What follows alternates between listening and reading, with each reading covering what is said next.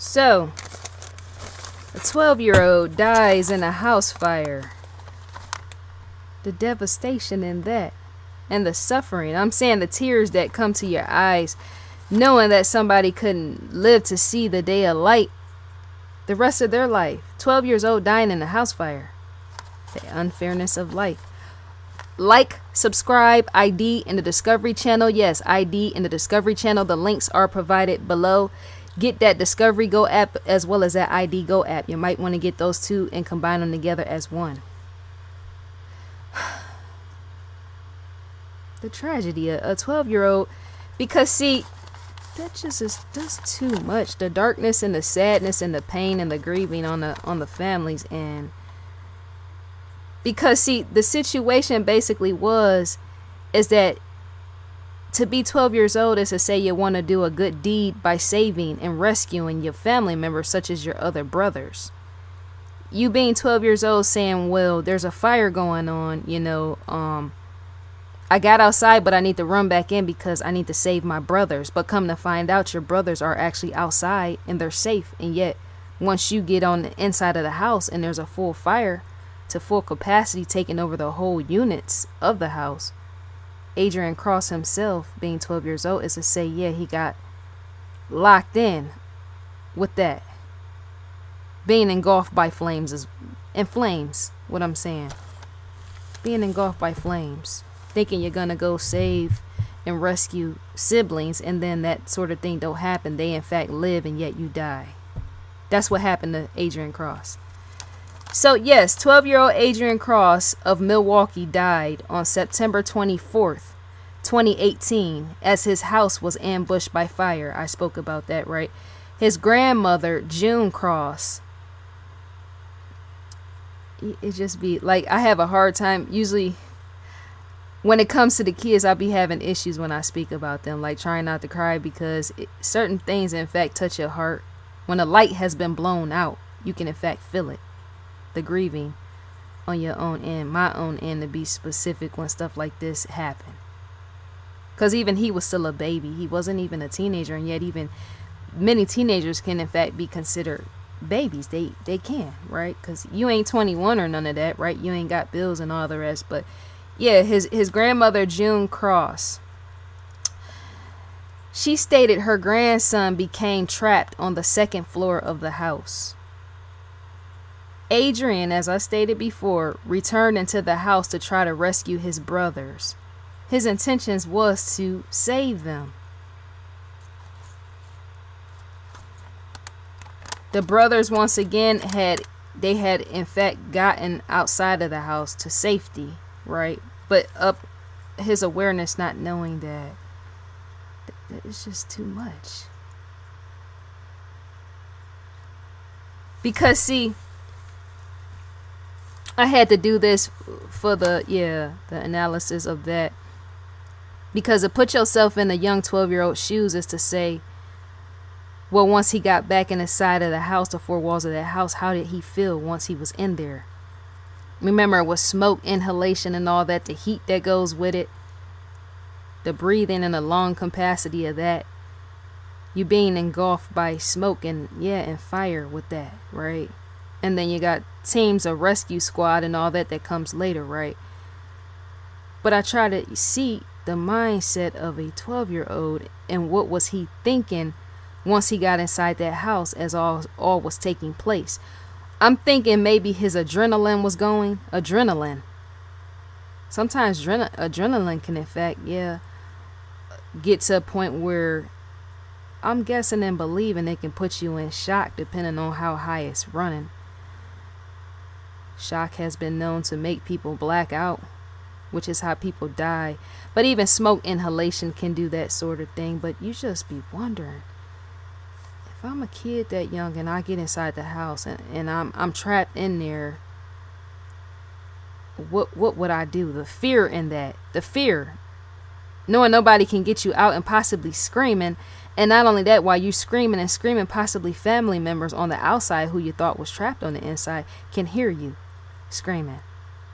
And oftentimes you can hear a house falling apart. I can see and hear all that visually.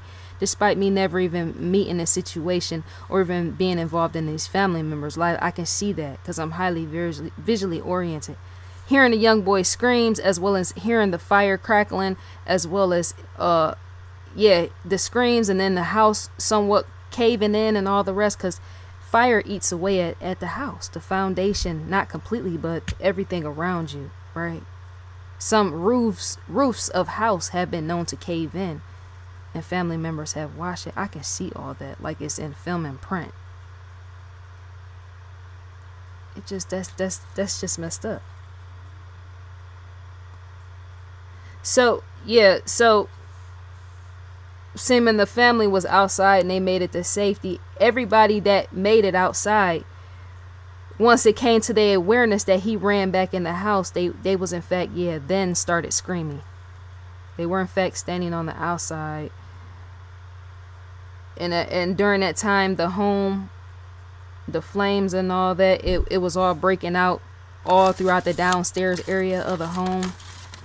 The family members were standing there, screaming. How do you deal with that? And not only that, how does a grandmother or mother live with themselves with that? I wouldn't even know how to deal with. I would possibly have to go to therapy for life on end with that, because to have given birth to something and then that's just not right. Because I think I would have nightmares is what I'm trying to say. Because to have a child to run back into a house, a unit like that, and it's engulfed with flames, is to say that's the very last image you're going to have is your child's face and the entrapment of them inside of a house. You just can't see it. Possibly the visual of you being a parent, a grandmother, or brother or so to this young Adrian, you will possibly see nothing but blackness. I wonder if he ever made a visitation to any of them while they were asleep in their dreams. Because even dead people do that, right? But there's a emptiness and a void that I can even see and feel. The total blackness of when he went back in the house. So, Milwaukee Fire Chief Mark Rolfing shared the words of, unfortunately, the fire was too far along. It was too far along for them to even do anything. Grandmother of Adrian went on to say, the grandmother, she came out and said, because our faith is so strong in God, God is all we have. And we know he has better plans for all of us. She meant on both sides. For those that can't read between the lines, that's what that grandmother meant. Because some people, they in fact don't believe in God like that when tragedy. And I said how people would in fact turn away, but the grandmother in fact was speaking on both ends, that despite this tragedy, she feels that God in fact has better plans for all of us, and that being Adrian as well, as in him being more likely, being sent to heaven or whatnot. If you believe in that, that's what the grandmother is saying on his end, him being given heaven if that's where he ended up, as well as the family on their end finding peace over time, as in them being able to accept that. So Chief Rolfing strolled throughout the neighborhood where Adrian lost his life. Yes, this chief did that to help residents. He was in fact a fire chief. Walked throughout the neighborhood, to help residents stay aware for their own safety by ensuring that they, the residents, all within the neighborhood in that area, should always remember to keep working smoke detectors and an exit plan, such as planning out an evacuation tactics, just in case if something like this were to occur, they would in fact know what to do, so that nobody would lose a life in the way that he did. Having an exit plan, as well as having operating smoke detectors, and planning all that and having the evacuation tactics, that's vital. It saves lives, right? Safety routes are most important, the chief vocalized. Getting out of the houses and not returning back to houses. That should in fact never be done unless it's done by an adult. And I needed to say that. Never allow a child to run back into a house or be sent back into a house when it's fully fired out. Only adults should do that sort of thing, right? His family didn't do that. That was something he did on his own. He didn't know, right? To have a child's mind, right? The fire holds an ongoing investigation and no other injuries were involved. Damn.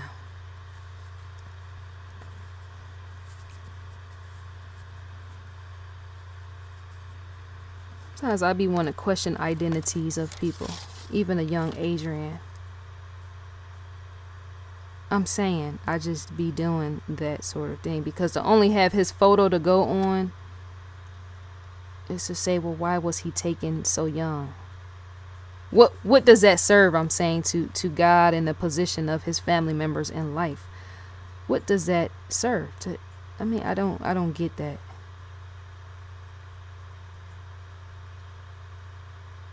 What purpose did he serve?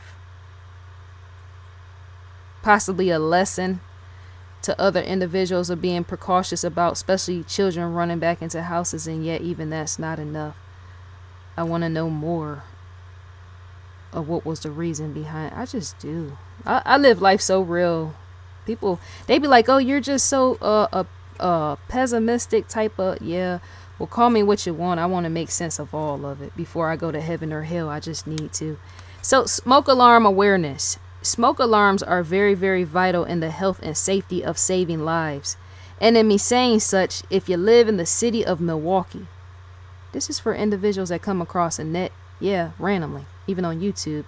If you live in the city of Milwaukee and you don't have a smoke alarm in your possession, but are in need of one, you and your family, you can reach out to the smoke alarm hotline by phone. I have the number, and it is, yes, I'm going to give the hotline number, and I should, because that's vital. You don't ever want to depart on what you need to do is what I'm trying to say in relation to people say, well, I was going to consider calling, and I just didn't know. Well, if you felt like you should have did something, you should have went through with that sort of thing. That's just a true statement. So the number for, yes, the smoke alarm hotline to call, and the smoke detectors are once again free, as in are going to be handed out to you free and even set up for your own and for your safety. Yes, it is. 414-286-8980. That is in fact the phone number. I'm going to say it again. 414-286-8980.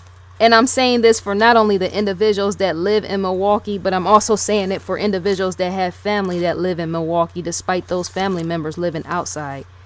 How some people have family members living state to state.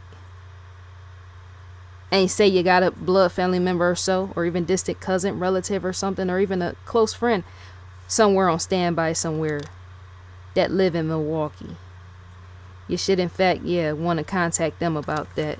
What I just said, because the world's 6 degrees of separation and all that is very true, as in you don't know who's watching who and why, right? Who knows who and why with that sort of thing, and what they need to do in contacting people that they know in Milwaukee to get a smoke detector for free, as well as it being set up for you for free. So yes, Milwaukee firefighters will come to your house to install a smoke alarm for free.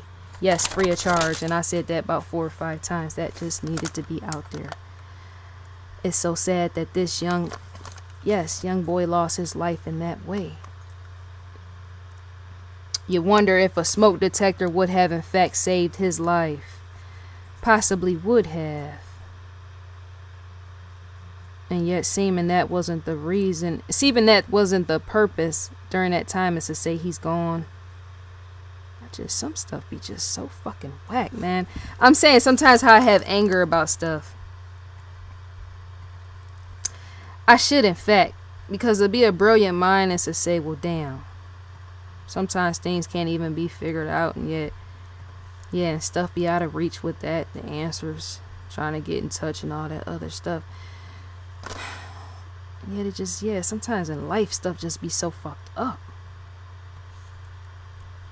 I'm sure even you, many viewers feel that same way and just don't show your anger, but I'm just real just enough to show and say and express. I just don't be caring how I look even with that, because that's just not right. It's just not right. You look at his face and be like, well, he could still be here. He can be going to college in the future, possibly playing some sports or something, or I don't know. You got kids that love play video games, hang out with their friends and all that, and yet that's not happening. Whatever, man. So ID, yes, the ID logo sits right up above. Live now, what lies beneath? Start streaming it. If you choose to do that sort of thing, just click right here. Recommended for you. Shouts out to Paula. Each one of these shows, in fact, have a description. Lieutenant Joe Kenda. Blood relatives. To click on the plus sign and to, in fact, add to your favorites. Yes, you can. It's a good look on the end of Discovery. Unlocked episodes. American Monster, Season 3, Episode 10. Evil Lives Here. Fatal Vows. Twisted Sisters. Deadline, Crime with Tamron Hall. On Last Night, Homicide Hunter. To click right here is to, yes, chime right in with your provider, as in who you're subscribed to and all the rest, in order to get into this. That's why the padlock is there. You need that in order to get in. That's like a vacation spot. Minimally. Yes, it is. So, unlocked series. Scroll through as you choose. ID original series, To Catch a Killer Inside the Case. Women in Prison, Real Talk. Murder Calls, 911 tapes. Murder Calls, 911 tapes. I'm sorry. This phone just constantly buzz off all day. Schedule preview. Support the Save the Children's hurricane relief efforts.